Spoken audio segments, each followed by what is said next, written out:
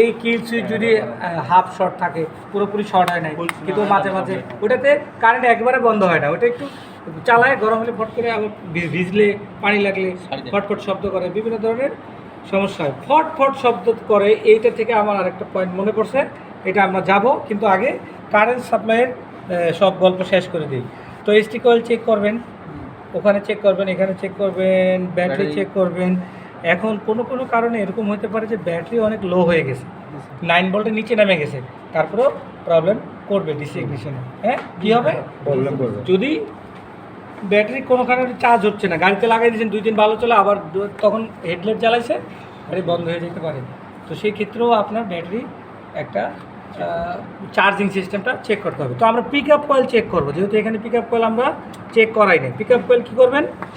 এই যে তারটা, এটা চেক করবো, এটা আনতে হলে ওমসে চেক করতে হবে। কোথায়? আমি একবার দেখাই দিই, পরে আবার হাতে আপনারা করবেন। এই যে ওমসে আসার পরে এটা পজিটিভে চলে যাবে। কোথায় যাবে? পজিটিভ। ওকে, আর আমরা বলছি এটা আর্থিং, এখন নিউ মডেল এটা, তাহলে আর্থিংও দিয়ে দিলাম। ওকে, দেখেন রিডিং কত আসে। সুইচ অন করতে হবে? না, কিছু অন করতে হবে না। দেখেন 222 আসছে। ওকে, এটা 180 থেকে 230-এর ভিতরে আসবে। কোনো গাড়িতে আপনার আরেকটু বাড়বে কমবে, এটা ডিজাইনের উপরে ডিপেন্ড করবে, তবে বেসিক আপনার 230-এর 40-এর ভিতরেই থাকবে। কত থেকে? 180 থেকে 222। পিক আপ কয়েলের রেজিস্ট্যান্স চেক করেন। এটার জন্য একটা ডাটা চার্ট দেখা যাক, নে এ চালু কর, তুই কর। চার্ট আপনার মনে রাখতে হবে, তারপরে আমরা চেষ্টা করতে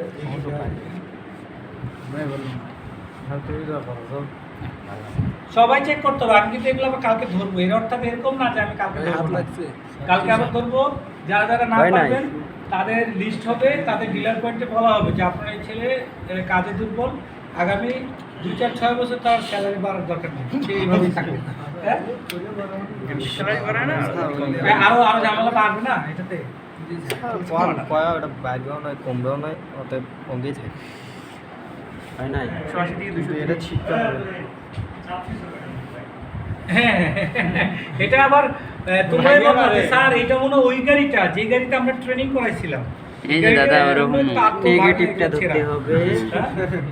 অথচ গাড়ি কিন্তু এটা কোথায় যাবে তোমরা কেউ জানো না। এটা ওই খোলা দেখো স্যার, এটা মনে ওই গাড়িটা, ট্রেনিং এর গাড়িটা।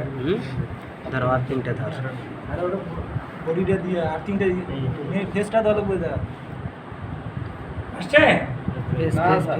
তো এত সহজভাবে আসলো আমার হাতে, আপনাদের হাতে কেন আসে না? প্র্যাকটিস নাই। হ্যাঁ, প্র্যাকটিস নাই।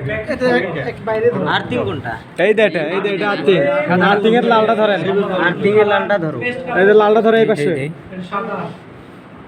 এই যে এটা মনে হয় আসবে না,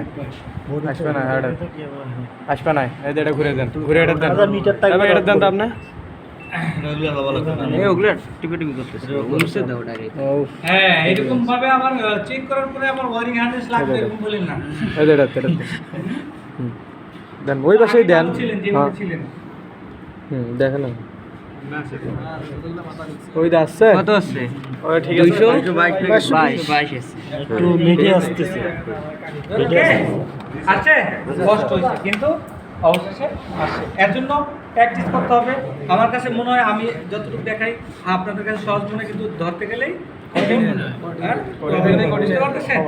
প্র্যাকটিস করতে হবে।